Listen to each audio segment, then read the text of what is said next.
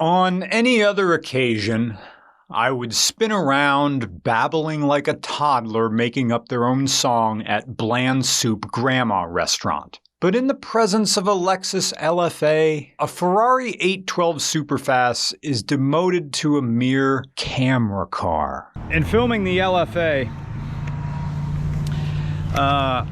we don't have my 4Runner here, so we had to get another camera car.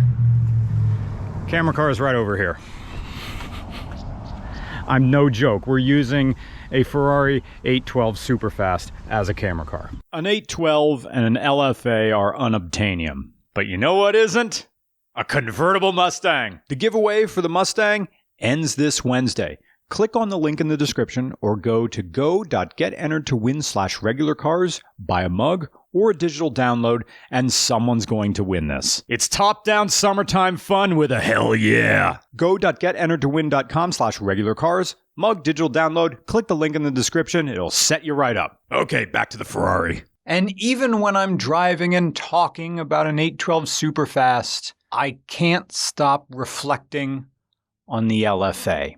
Ferrari 812 Superfast, way more aggressive, way more twitchy steering, and this steering feels way more, well, it clearly feels electric as opposed to the LFA, which feels heavier, more, well, Lexus-y, more like really dense mashed potatoes, and this thing feels like a video game. A very shouty video game. I don't know how to take this thing out of auto mode. I keep shifting down gears and it keeps going back up gears. Do I have to hold it?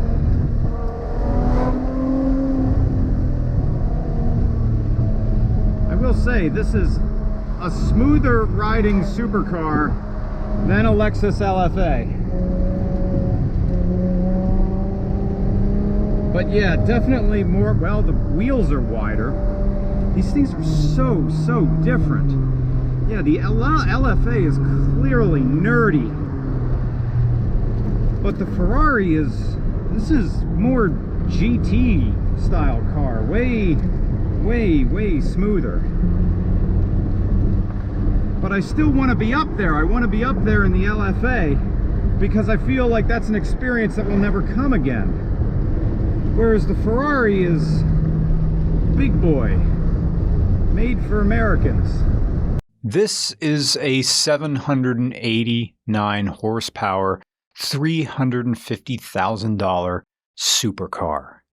It has a 6.5 liter 4140GA V12 engine. It is covered in dust, bird poop, mud, body odor, and the owner calls it his farm Ferrari. Gravel and pollen are ground into the floor mats. The windows look like the car drove through a grain silo. There's goo under the windshield wipers. And the owner said, just drive it and have fun. This is sacrilege, I know, but just... I'm literally riding Wash Me on a Ferrari. And I literally did that to the glass. Wait a minute, how do I open this?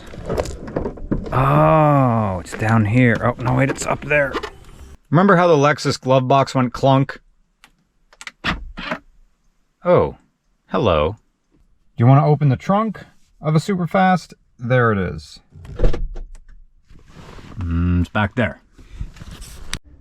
So you get a parcel shelf and it's magnetic, so that's neat. Come to think of it, this thing is probably more practical than the LFA over there.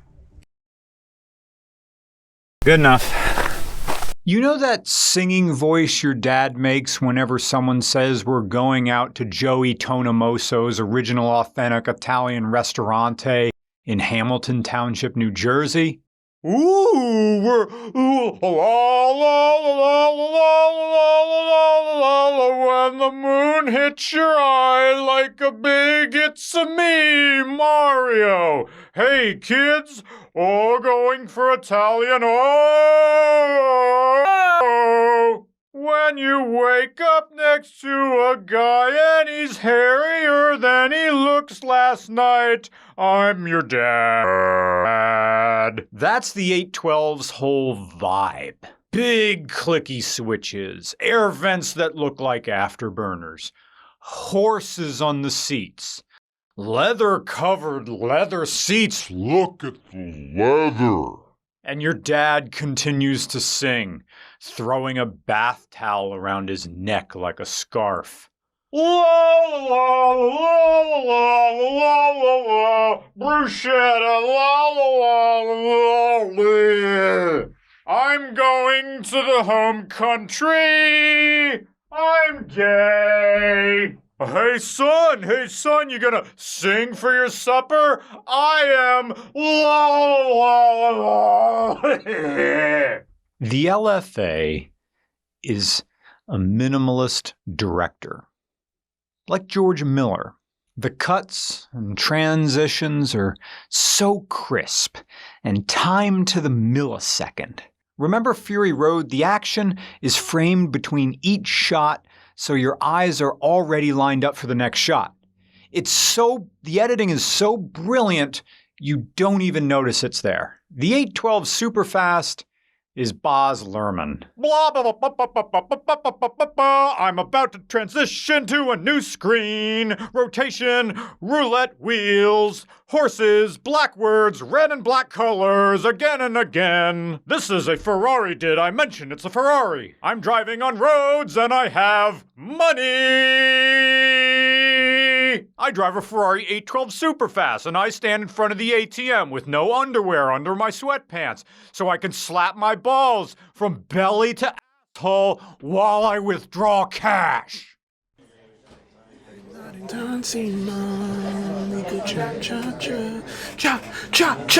Oh, hey guys, I didn't hear you come in. I had my one. Hey, everybody, have a seat. Come on, let's go. Let's do this. Get your books. Okay. Class, come on. Class, shut the f*** up. All right, that's better. Okay, now, can anyone answer me why Ferrari and Lamborghini are rivals? Anyone? All right, really, no participation. All right, cool. It all starts with Enzo Ferrari and Ferruccio Lamborghini. Now, both of these guys could have been friends in another life. I mean, they both grew up with a fascination with machinery, and both were from the same region of Italy. And truthfully, neither even really wanted to make cars. Enzo wanted to be a race car driver, or a sports writer, or an engineer, or an opera singer. I mean, basically, he had dreams. Meanwhile, Ferruccio built tractors and opened up an oil burner factory.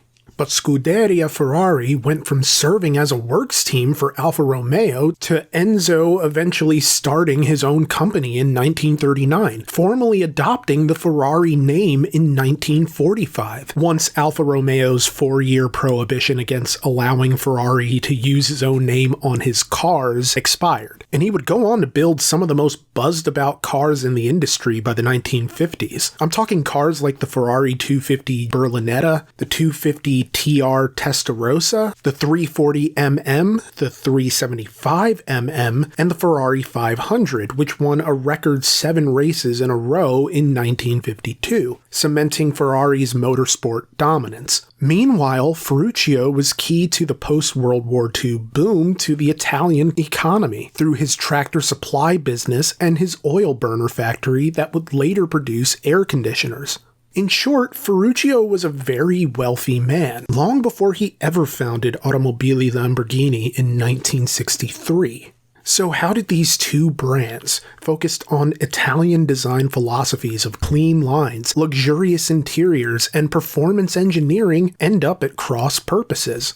Well, it's a story that's elevated to somewhat mythic proportions. You see, when Ferruccio Lamborghini would meet with his clients, he'd take them out to dinner in his Ferrari. But the problem, at least according to Valentino Balboni, who would later become Lamborghini's chief test driver, was that Ferruccio wasn't really that great of a driver, and so he'd end up burning the clutch. Lamborghini got sick of this happening, so he decided to replace the clutch on his own. I mean, he was an engineer and a tinkerer, and he worked extensively with tractors, so he knew how to do this. But here's the thing. When he went to replace the clutch, he discovered it was virtually identical to the clutches in his tractors. And he was understandably mad about this. And it's all led to a confrontation between Enzo and Ferruccio, in which Ferruccio accused Enzo of using Lamborghini tractor parts in his cars, resulting in Enzo's alleged declaration, this phrase that would ring out in the annals of automotive legend, that, quote, "You are a tractor driver, a farmer. You shouldn't complain driving my cars because they're the best cars in the world." End quote. To which Lamborghini responded, "Correct. I am a farmer, but I'll show you how to make a sports car, and I'll do it by myself to show you how a sports car has to be." And either before or after, Ferrari hit him with the infamous line, "Let me make cars. You stick to making tractors." Now, I keep coming across different sources that have the lines in different order, and some of the wording is different, but for the most part, these two guys didn't get along, and they were at each other's throats. Lamborghini decided he was going to put all his money and effort into ruining this man, and had a factory up and running inside 4 months, poaching 5 of Ferrari's best men to work for him. And yeah, oh god, this coffee's terrible. The two companies clashed for half a century, firing juiced up sports cars at one another, like just a bunch of hypodermic needles on 4 wheels, blazing through clouds of hypermasculinity and expensive Italian cologne, like a New Jersey weather forecast. And I mean, in a way, iron sharpened iron, and both companies were better for the presence of the other, at least in theory, because each company shaped the identity and perception of the other.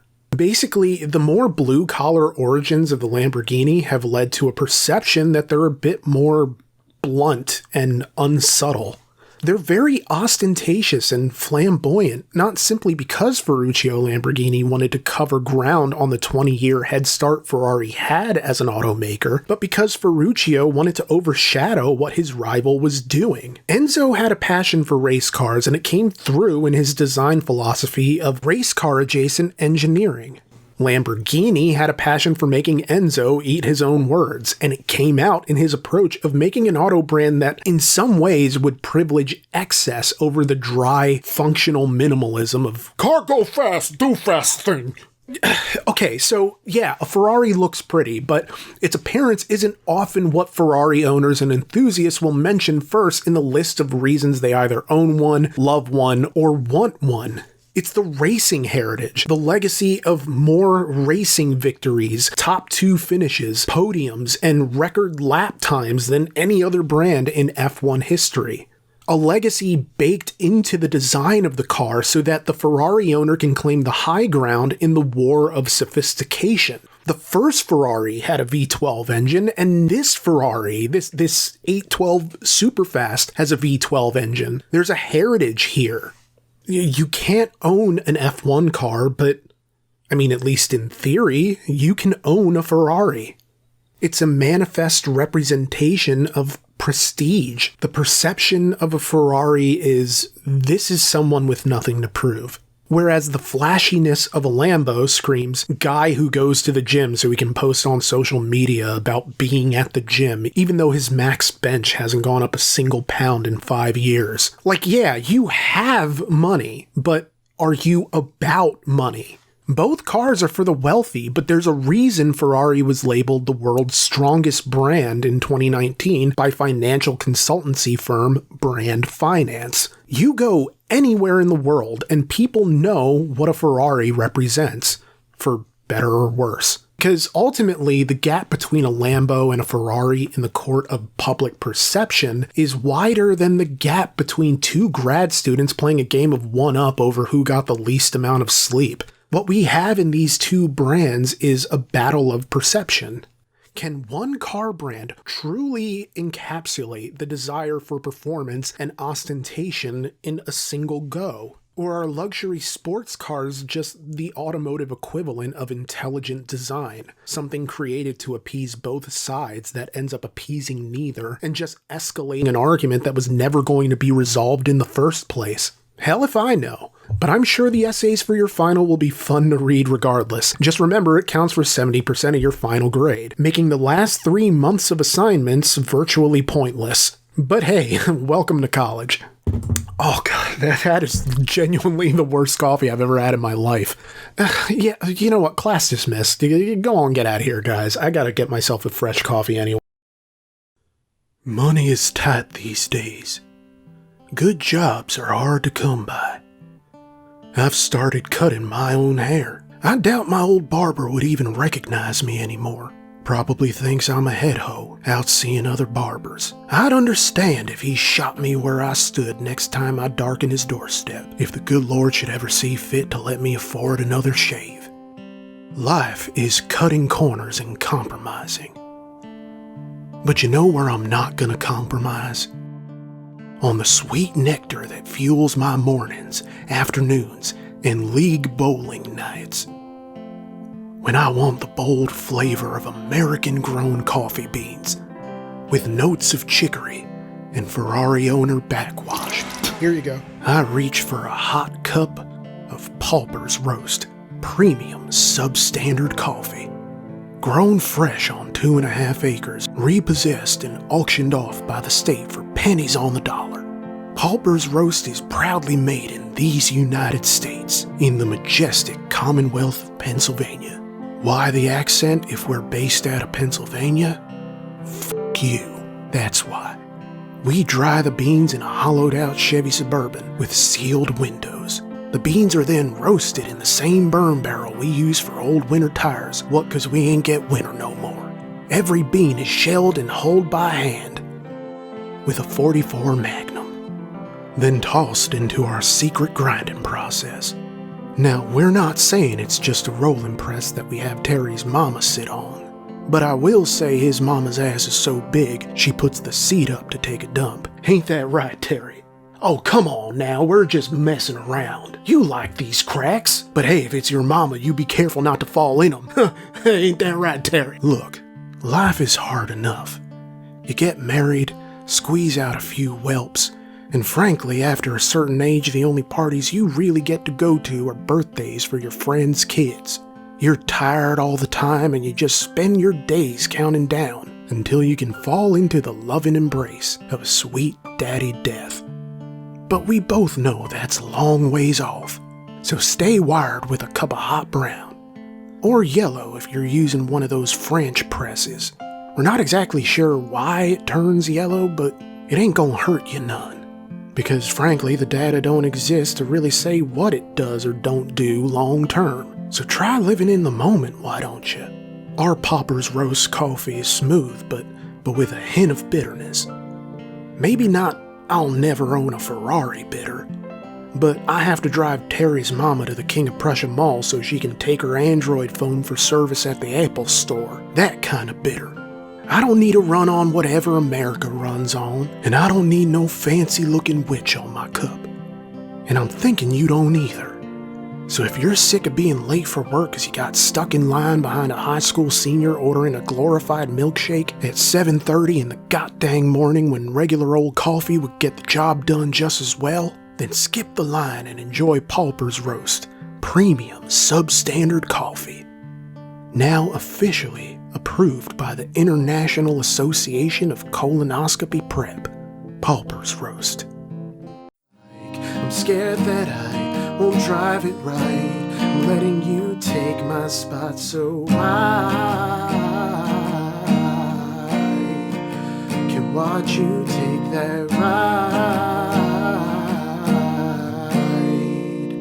What's it drive like?